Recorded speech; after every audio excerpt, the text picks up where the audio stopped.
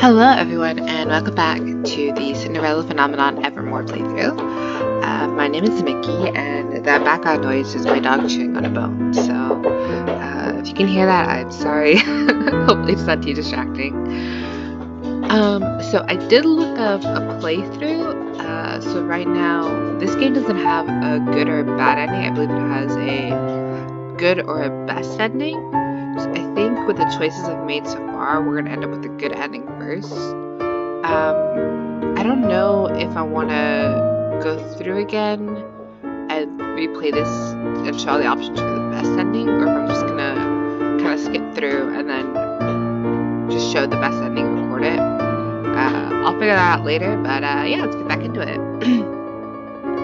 The hallway is lively in the late morning, but I barely pay attention to the servants I pass as I make my way through it. A few of the servants notice my hurried pace and stare after me, no doubt curious as to why I'm rushing down the halls. I ignore them. What reason could Parfait have for summoning me so late? I was awoken this morning by a knock heralding letter delivery. It was marked as urgent and had been sent by Parfait earlier today. Parfait placed it with an apology that explained that she and Delora had something they needed to discuss with me. Apparently it cannot wait. I might plan for a late breakfast today so I can sleep in too. Klaude was already gone when I woke. I was expecting as much considering today is my birthday and he has been the one heading the plans for it. I have already told my family that I will be missing breakfast on account of Parfait's letter, but I've yet to see Klaude. I turned the corner in a rush and only barely managed to stop myself from colliding with someone coming down the other side of the hall. Lucette. I step back from Klaude as he stares at me looking flustered as if he had been running. I heard that you were leaving the palace for some personal business. Parfait sent me an abrupt letter this morning saying that she has something to discuss with me. Klaude looks clearly disgruntled by this news. On your birthday?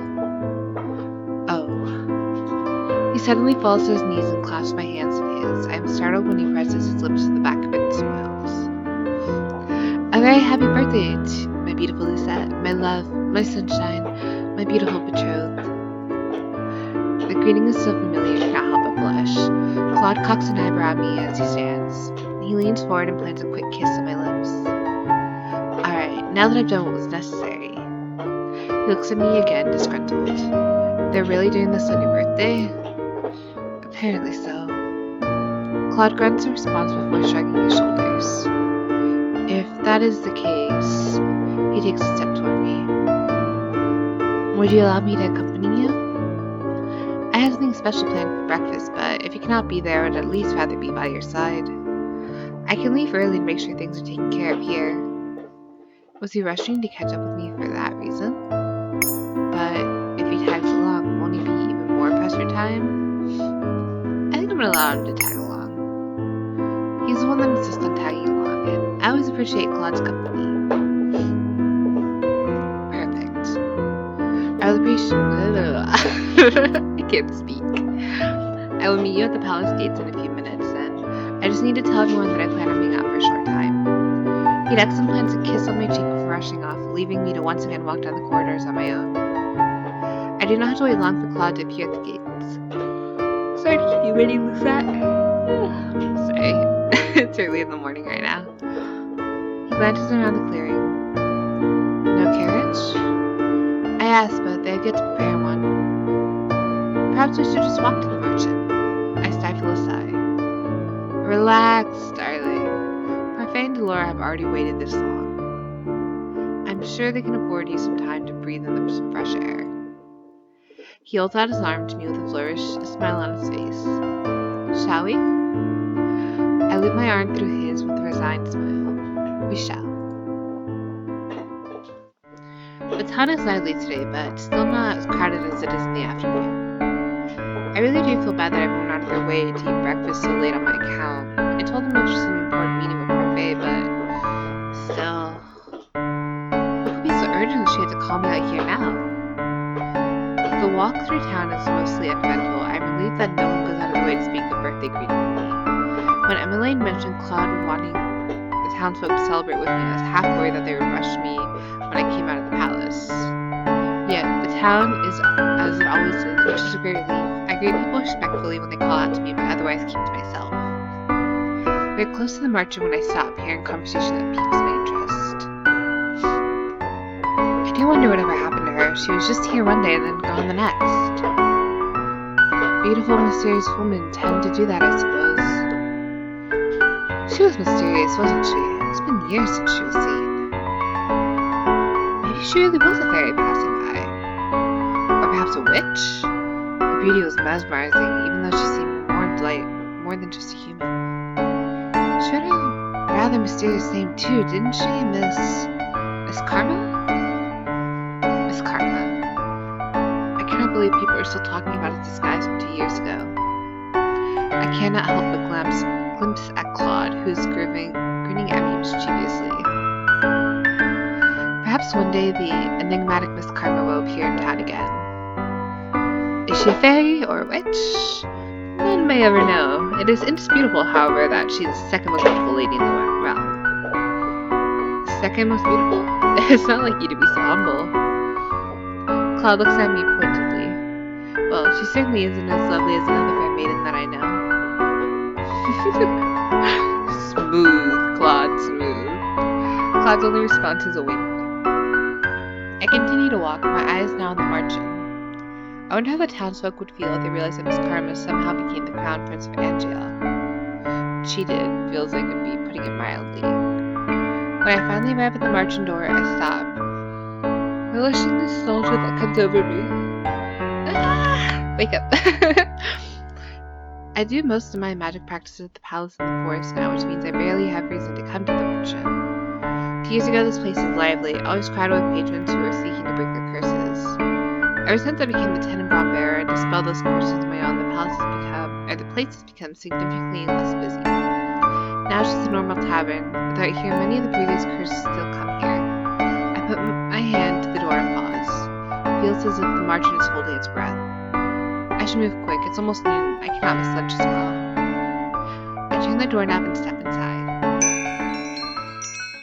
I'm expecting quiet and serenity, but from the moment I step foot through the front door, there's a loud outburst of sound from every direction of the room. Happy birthday, Princess Lucette! The words are only the primary greeting. After them comes a shower of petals that fall from the ceiling. I realize as they fall to my feet that they are white. Lily. Petals? I stare at the sight before me with wide eyes. The margin is mostly unchanged, except for a few flourishes here and there.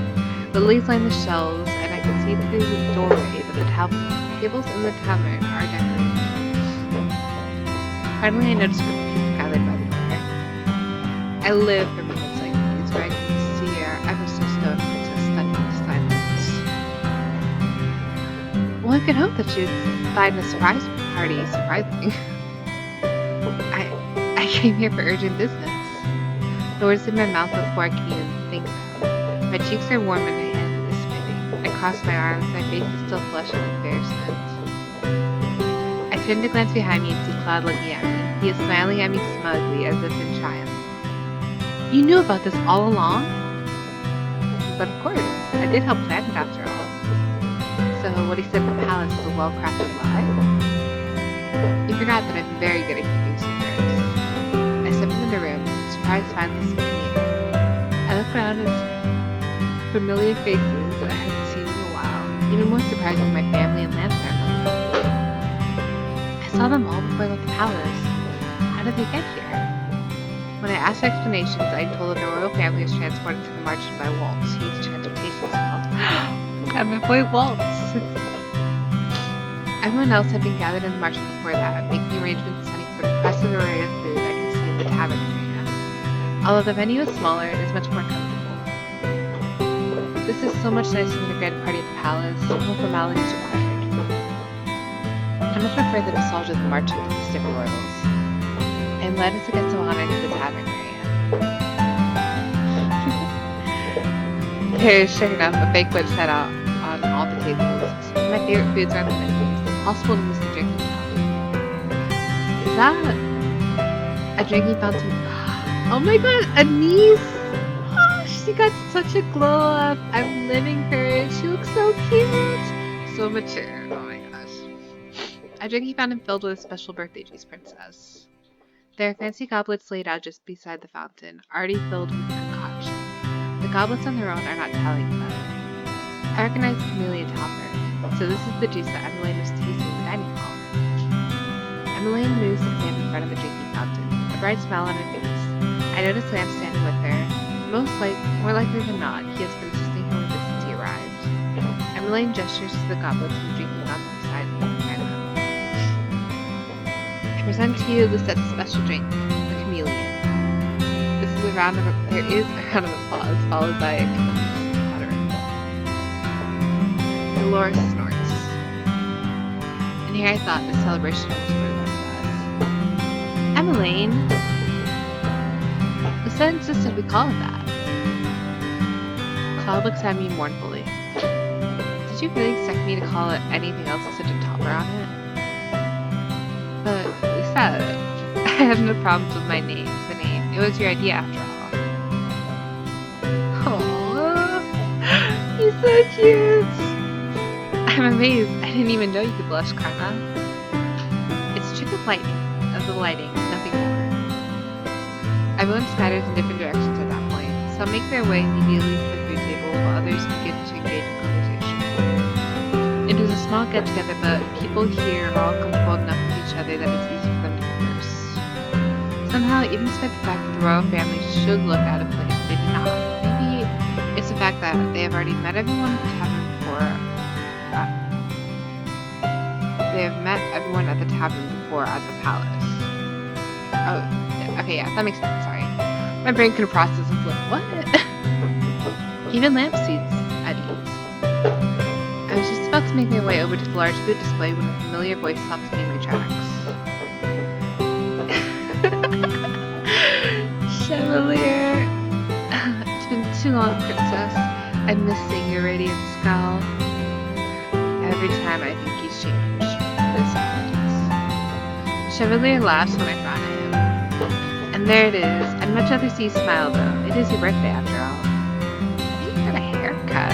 Maybe it's just in a ponytail. 2 years ago, when I lifted Chevalier's curse, he remembered he was a doctor.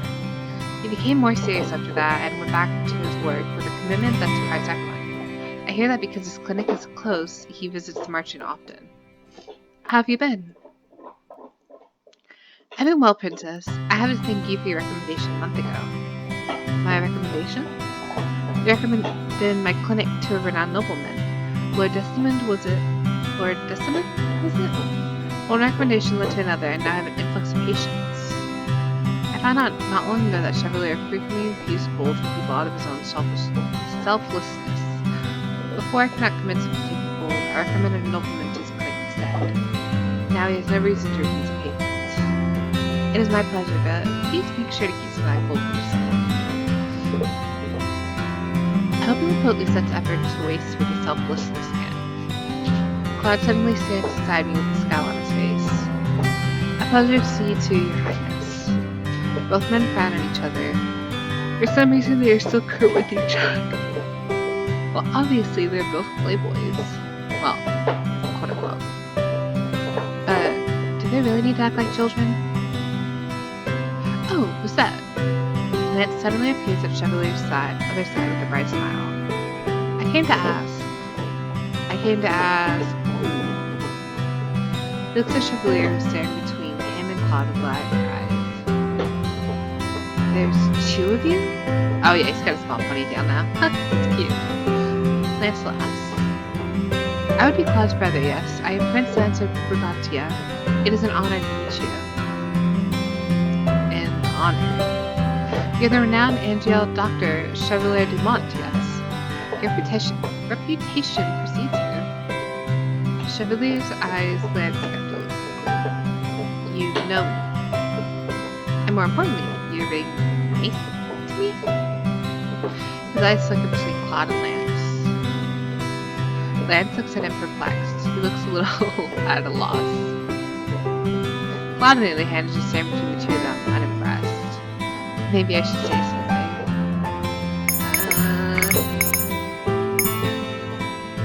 I think I'm gonna assist Lance.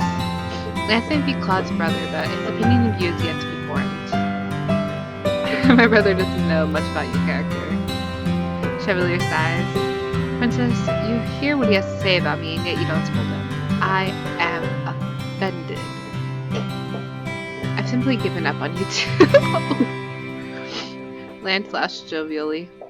Even the bitterest enemies can become friends if they find something in common. I have faith. Ever the optimist. Claude turns to me and raises an eyebrow. He leans close to me and whispers in my ear. You really don't need to assist my brother. He can handle himself. If everyone keeps spoiling him, he'll never learn how to be independent. He continues mumbling to himself, looking irritated. I cannot tell if he's worried about Lance or not. Chevalier and Lance seem to be a bit more comfortable with each other after the interruption. Claude pulls me away while they continue conversing. Well, at least someone gets along with that man. Everyone except you. Claude shrugs. Some things do not change. We part ways after that. Claude brings to speak with my family while I make my way toward the marching orders. Oh my. Hi. Wow. Wow. Hi.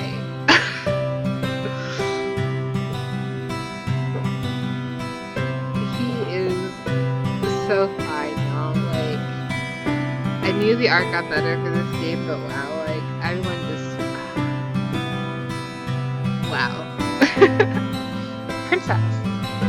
Walt shied past the conversing Lance and Chevalier to greet me. If it isn't Angel's favorite musician.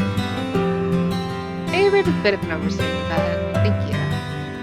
How have your lessons been going? I assume they've been a success since you haven't made my last 3 lessons with Laura. I was actually going to apologize for that. There's no need. There are young witches who require your counsel a lot more than me. Shortly after Walt's curse was dispelled, he made good on his deal to help teach me magic. I used to see him more often, but he decided that he was going to become a magic tutor for young witches. Walt is very good with children. I mean, obviously, like, he used to be surrounded by them when he did his puppet show. Ugh. It was so cute, though. How have your Tenebra responsibilities been? Princess? I've been having more nightmares recently, but it is no cause for concern. Well, stop. I can see you're already worried. It's in my nature to worry about friends, you know? Walt's just been helping me remember some of my lost memories, now that he's no longer cursed. With his help, I've been able to recall a previous friendship. Today's the day for celebration. You're not allowed to worry about me. But that is an order for the princess. Walt smiles as he puts a hand on his chest and bows. I have no choice but to obey that, I suppose. Our conversation turns more to lighthearted things after that. Jovial hours pass by in the blur, with the exception of Jurian and Garland, who are both back at the palace because of their important night duties. Everyone I know is here. It's a pleasant break to catch up with all of them. After some time, a large cake is brought, floating in by parfait. It looks like a bell. It's so cute. Oh my god, I'm sorry, my voice just cracked. Everyone in their room goes quiet as they gape at the massive size of it. The cake is 5 different layers, and without magic, would have required at least 6 people to carry it. I was under the impression that the cake would be small. Oh, but it is. Oh my god, Carmen! Claude, what are you doing? Lance gasped as he points to the cake. His usual composure is broken completely when he waves his hand in the air, a wonder-filled smile on his face. A Burgundian top cake. I haven't had one in years. What? Oh, I've heard all about Burgundian top cakes. They're incredibly difficult to make because of all the layers, and the largest cakes are sent to slant on account of them being so tall. You see, it is small. This one is nowhere near collapsing on itself. Claude is filled with pride when he tells me that he commissioned some of the best bakers in Angel to undertake the task of making the cake. With the actual decorating was done by professional bakers, the more complex details were apparently crafted by the witches. Dolores herself has made the trick candles on top, which refuse to blow out no matter how many times I have them. I end up turning the fire to ice to get them to stop burning. Aww. By the time everyone is done with their cake, daylight has been replaced with swatches Swathis? Swats? Swats. Object of the night. The festivals are just about wrapped up when Klaude approaches me, insisting that I return to the palace and give me the last gift. At first, I assumed all of us were simply going to be teleported to the palace, but my family insists that I go on ahead of them. While there's something he wishes to discuss with Laura Parfait, and Ophelia is in a surprisingly animated conversation with a niece who is discussing a complicated recipe. I decided to head back to the palace early with Klaude after saying my goodbyes to everyone. I expect my stroll through town to be leisurely, but I'm surprised to see bright lights and decorations when we come to the plaza area. Specially crafted lanterns hang from the shingles of the rooftops, and the town floor is littered with both white and red flower petals. Everywhere I look, there are stalls decorated with lilies and roses. What is all this? A celebration, obviously. The plaza is the heart of Grand Festival. The stalls are filled with games, music, and food. Everything is either lily or rose themed, and everywhere I look, I see smiling faces and laughing crowds. I'm willing to say that they'd wanted some way to celebrate my birthday with the townsfolk, but I was expecting them to distribute a drink, not all of this. A pair of rose petals too? Only because the rose and lily aesthetic is a good combination, no? It has absolutely nothing to do with Sylvie's spotlight, I can assure you. No, of course not. I cannot stop smiling as I take in the sight of the town. It is beautiful at this time of night, and seeing the townsfolk so immersed in all the festivities makes me happy. Thank you, Klaude. Your smile takes enough, love. And we both owe thanks to our family, the palace servants, and those of the Marchen. I would not have been able to plan all of this without them. Once we are closer to the palace gates and out of view of everyone else, I lean forward to plant a kiss on Klaude's cheek. He blushes immediately. The endearing flush on his cheeks makes me laugh. I love you, Klaude. I love you too, darling. He puts a hand to the rose locket with all my heart. Aww, it's so cheesy. I love it. I loop my arm through his as we make our way through the gates.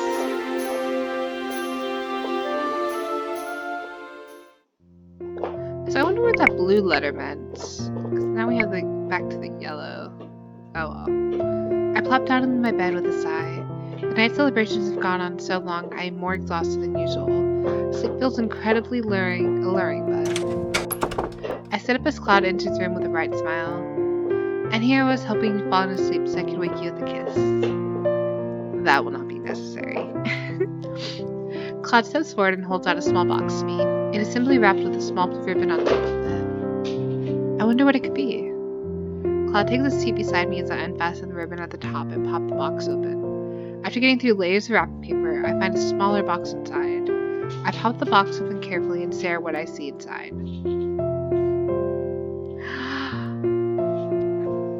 They got matching pendants? Oh my god! That is so cute! I love it. I take the pendant and its chain out of the box carefully and trace the petals with my fingers. My eyes immediately go to the rose pendant on Klaude's chest. Now we match. My fingers tighten around the lily pendant. The celebration at the Marchen, the townsfolk, and the cake, and this gift. Despite Claude's flair for the dramatic, he was still able to give me so many things today without sacrificing their genuineness. You like it? No. Claude's expression falls, and just as quickly he looks confused when I laugh. I love it. You really do love to tease me, don't you? I plant my hand on his knee and lean forward, still gripping the pendant in my fingers. I promise to treasure it always. Thank you, Klaude. Before he could say anything, I lean forward to kiss him. Our lips meet in a kiss and then start soft, then eases into something deeper. Oh my god, they're gonna do it! Lucette! I lean into him, causing him to fall back on the bed. Ho ho ho, you're in one of those moods. Not at all. I just noticed your form is lacking, so I exploited your weakness. I should know better than to let my guard down in front of my best pupil. I lean toward him again, my lips brushing his once again, but a knock startles us both. When neither of us say anything, the knock comes again. Excuse the interruption, Princess Lucette, Prince Klaude. The king desires to speak with the prince in the throne room. He says it's about the celebration budget. Celebration budget? Klaude rolls out from underneath you with a sheepish laugh. Oh no, Klaude. Alright, I suppose that is important. He calls back that he will be at the throne room shortly. The maid leaves, her footsteps echoing out in the hall. What is this about a celebration budget? Well, many of the supplies we set up in town for your birthday celebration had to be paid from a fund. Briganti helped fund some of this too in honor of our marriage, but he smiles sheepishly. I'm afraid I have yet to explain that part to the king. I stifle a sigh as he smooths down his clothes. I am about to wave him off when he leans down in front of me once more. He uncurls my fingers from around the lily pendant and holds it up. If you don't mind, darling. He leans back to clasp a necklace at the back of my neck. When he pulls away, the lily pendant hangs from my neck. The small weight reminds me of the glass zipper necklace I used to have in the same place. I'll see you later, Lucette. The two of us say our goodbyes before he rushes from the room, leaving me alone to think of the events of the day.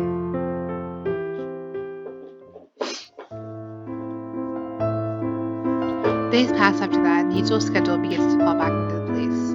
Klaude has returned to his usual morning meetings with the king and his class sessions. My own schedule is composed of meetings and lessons, including magic practices with Delora and Waltz. On top of all those things, I have the lessons I mentioned to Lance. I was able to find time during Klaude's classes that worked for both Lance and I to get together. I suggested a time just past 2 in the afternoon, which is why we are both here now. Doing this Klaude in class feels like we are doing it behind his back. I stifle a sigh as I watch Lance stutter over his words. But in the end, I offered to help him, and because Lance was uncomfortable with Klaude being here, this is the time we settled on. I focus my attention on him. Try it again, but this time look me in the eyes. Lance's posture becomes stiffer as he fixes me with a solemn gaze. And so, this brings me to a subject at hand, my dear people. Now we must speak of a truly momentous occasion, the crowning of the next Brigantian king. Lance's gaze is rigid as stone. I know that this ceremony is the utmost importance. Why are you glaring at the audience? Was I glaring? You were. Lance lets out a sigh. He falls back into his chair and crosses his arms. Father's a way of making his sternness seem regal, but when I try to be serious, I end up looking too rigid. Perhaps you should work on your expression in the mirror. And I move to stand in front of him. I square his shoulders and stand as rigidly as possibly can. The posture is uncomfortable. I'm not even sure how Lance manages to stand like this for so long. This is how you're standing. You look like you're overcompensating for your lack of confidence with a formal stance. It probably does not help that you're speaking to just me. Lance sighs as he stands. Okay, I'll try it again. We've been practicing for the last 20 minutes. Lance had the lines of his speech memorized, but his delivery is lacking. He either gets embarrassed speaking to just me or lacks the confidence to look both dignified and at ease. Lance has begun speaking again when the door to the dining room opens and Klaude steps inside, startling us both. Isn't he meant to be in the middle of a lesson right now? Klaude stares between the two of us, his expression deadpan. Karma, you're out late. Early, fuck. Brain don't work. How did the lesson go? It was the same as always. He begins to walk towards us slowly, something in his gaze is dark, on edge. Is something wrong? He stops just beside us, his expression still rigid. I would hope not, though I am curious what is happening here. Lucette is helping me practice my initiation speech. I'm terrible at it. The whole thing, being kingly, is difficult. Klaude does not respond, only continues to look at Lance with that irritation still scrawled on his face. Why is he so angry? I don't understand. Don't understand? It is an honor to be crowned a king. We've been preparing for that duty our whole lives. You've known as long as I that this honor would one day be bestowed upon us. Never once have I seen you struggle or complain. And yet now I am out of the picture, you suddenly flounder. Karma. I did not give it that title just so you could bring shame to it. Lance stares at him, obviously shocked by this turn of conversation. My surprise mirrors his. What? Both of us speak in unison. I'm disappointed in you, Lance. The anger in Claude's face is alarmingly palpable. He glances at Lance, who is looking more and more like he might succumb beneath that gaze. This is not right, but...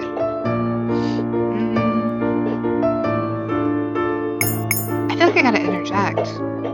I thought this was meant to be a practice session, not a lecture. Chastising someone is not assisting them, Claude. This may be their lesson, but Claude is being unnecessarily harsh. Sad. We found each other for a few moments. Our gazes locked. In the end, it is Claude that deflates and looks away first. The vulnerable expression on his face is both heartbreaking and confusing. He looks guilty, which means he knows that he is wrong, so why is he acting like this? Karma, is something wrong? Claude scowls. I am unable to withhold my opinion. I step forward, eyebrows furrowed. Lance is simply asking for help, and now you're angry at him for some reason? This is not about him. This is about you, isn't it? Claude. If this is about my being stressed, then I apologize. I want to do my best when giving the speech. Last thing I want to do is embarrass Father. The dining hall door opens and a few servants are breaking apart the conversation. Lance and Claude immediately fix a smile to their faces as if nothing had happened. I'll continue this next time, Lance. Of course.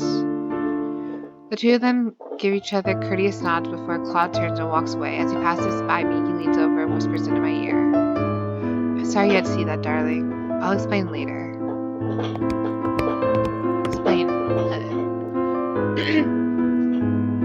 These are the last words he speaks before he leaves the dining hall. Not too long after he left, I followed behind, gripping the lily necklace tightly in my fingers and crumbling to myself. And just when I thought things were returning to normal...